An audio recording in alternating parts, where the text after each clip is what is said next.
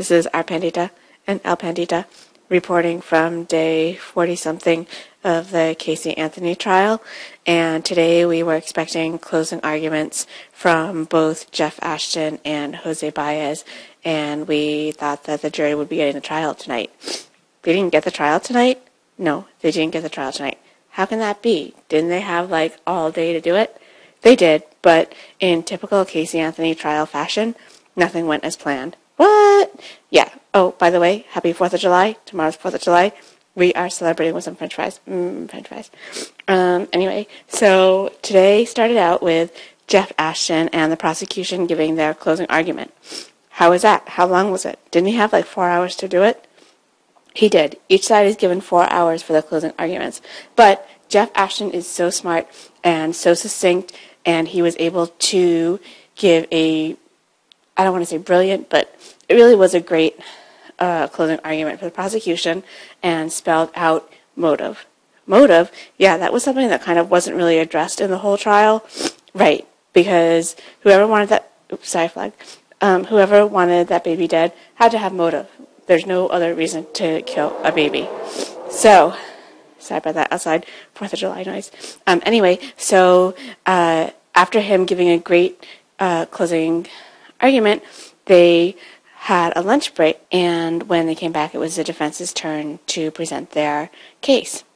That was pretty quick for a prosecution closing argument. It was, but like I said, Jeff Ashton and the state was prepared, they're experienced, they know what they're doing, and they know the jury doesn't need to listen to them ramble on and on. True. So what happened in the afternoon?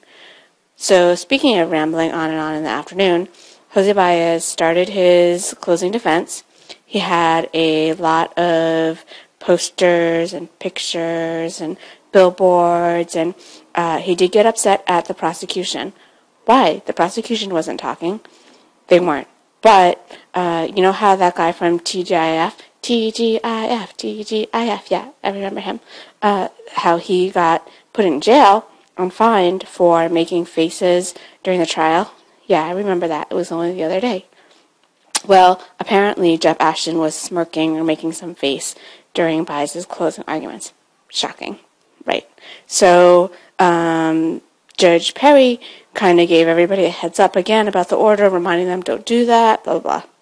Later on during the day, because Jose Baez's closing arguments was all day, literally 3 hours, things got pretty heated. What do you mean they got heated? Yeah, well, did you forget whose trial it is? True, there's always something going on there. So, at one point, while Jose Baez was, describing his posters to the jury, Jeff Ashton thought whatever he was saying was so outrageous that he couldn't control himself and started to laugh, but he covered his face so that people wouldn't see. What could be so funny that he was laughing at?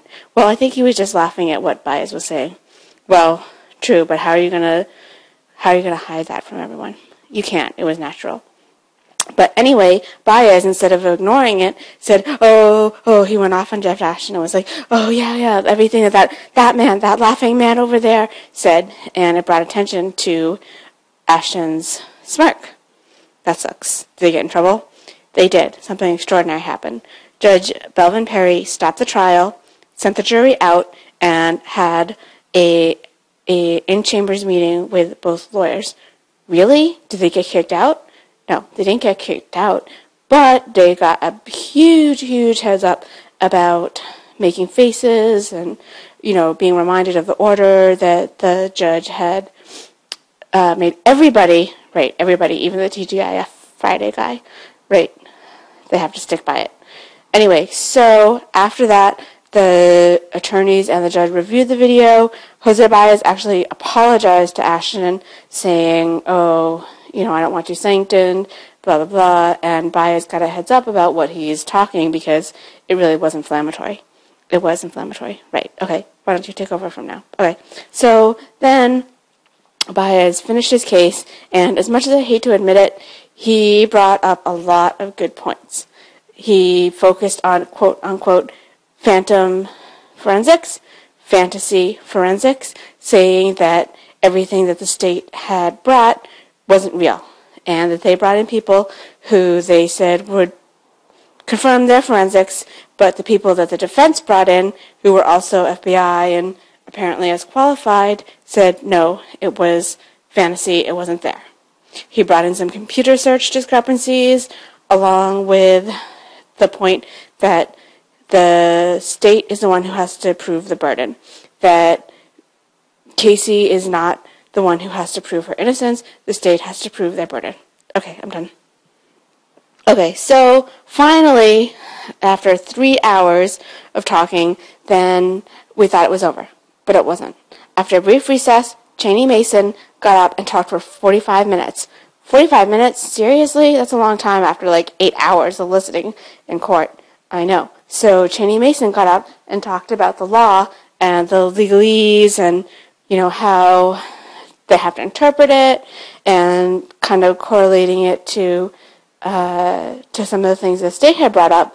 But it was so boring, and Jose Baez had done a really good job and ended on a high note, but he made a mistake of letting Cheney Mason speak now. Well, couldn't he have spoken tomorrow? Well, no, because the defense only had 4 hours, and since Jose Baez took 3 hours, there was only 1 hour left. Yeah, that's true. But wasn't that late at Florida? Yeah, it was. It was like 6:30. So by the time Cheney Mason finished, then they took a break, and we had expected the state to do their rebuttal. Seriously? At 6:30 after 8 hours of being there on a Sunday afternoon of 4th of July weekend? 4th of July. Yeah, it's true. So then after the recess, the judge came back and said, oh no, we're going to recess until tomorrow, and the state will do their rebuttal closing tomorrow morning. Wow. That's pretty incredible. It was incredible. Yeah, let me tell you why. Because now the jury has a night to sleep on it, and they can be all fresh, and they're not going to be distracted tomorrow morning, and it doesn't matter if the state takes 2 hours or the remaining 3 hours that they have to present their rebuttal case. Right. Because, the defense had hoped that they would have they would have had to do their rebuttal tonight when the jury was tired and just wanted to go home and really probably wouldn't give it any attention. Right, so that was a big mistake on whoever's side it was on. Oh wait, we have a protester.